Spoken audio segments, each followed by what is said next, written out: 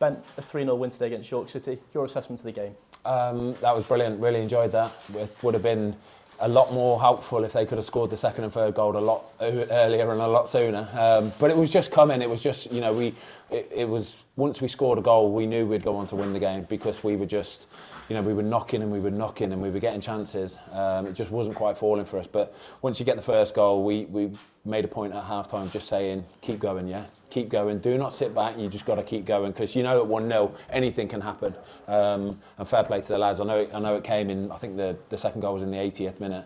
But no, thoroughly deserved and it was a good win again. Your second Wrexham debut, just as you were stepping out onto the racecourse pitch through the tunnel, what was that feeling like? Yeah, that was nice. It was. I won't lie, still a little bit nervous. I'm 40 next week, and I've played nearly over 500 games or whatever. But it's still a little bit nervy because you want to do well. I want to do well, and we're in a position where we need to just keep winning. And so it's always tinged with a little bit of what ifs. But no, the lads in front of me were fantastic again today. It was probably made a bit easier the fact that I straight away had a few crosses to take, which sort of settles you in nicely. But the crowd were fantastic. Over 10,000 of them there today. It was well done, great win. And another clean sheet.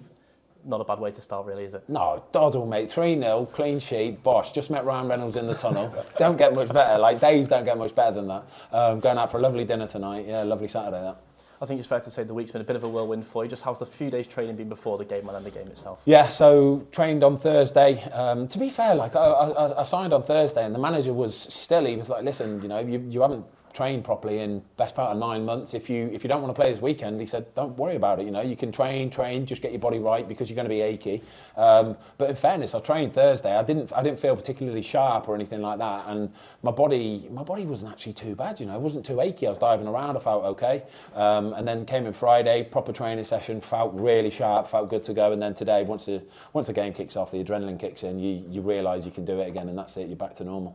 Is it almost like, you mentioned your competitive edge in previous interviews this week, is it almost that when you've got back in, you're there like, right, I am in this and I'm going to want to be in that number one shirt? Yeah, it's autopilot. Like I say, when you played over 500 games in your career, once that game kicks off at 3 o'clock, it's that adrenaline boost, and that's when it all comes naturally to you, just autopilot. And I've always found that's the best place for me to be. I've always found training okay, and it's a good time to sort of hone your skills.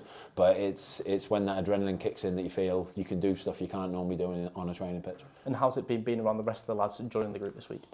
Brilliant, absolutely brilliant. What a bunch of lads. I've seen a few of the Wrexham games this season, but you don't get to know the characters and what they're like as people and human beings. But the first 2 days, they've welcomed me in so easily, and I've just settled in great, honestly, really, really easy. But I get to see it on the pitch today, how hard they work as well, and they do it properly, and they're so honest. And I think there were 11 people on the pitch there. Jonah smashes one in off his ankle, in the first half, and they're just honest. Every single one of them, they just run off, and it's not a big thing. They don't go crazy celebrating. They just like, yeah, come on, get the ball back, and we'll go again. It's great to be part of a team like that. 'Cause when you've got 11 players on the pitch that all want to do it like that, you've always got a chance.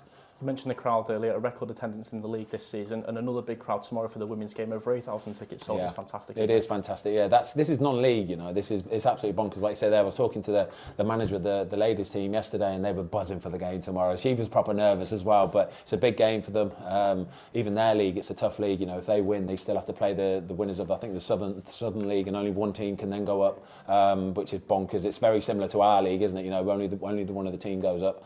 But no, it's good to see that you get 10,000 fans at a home game in non-league. That's ridiculous. Thanks, Ben. Congratulations. Pleasure. Thank you.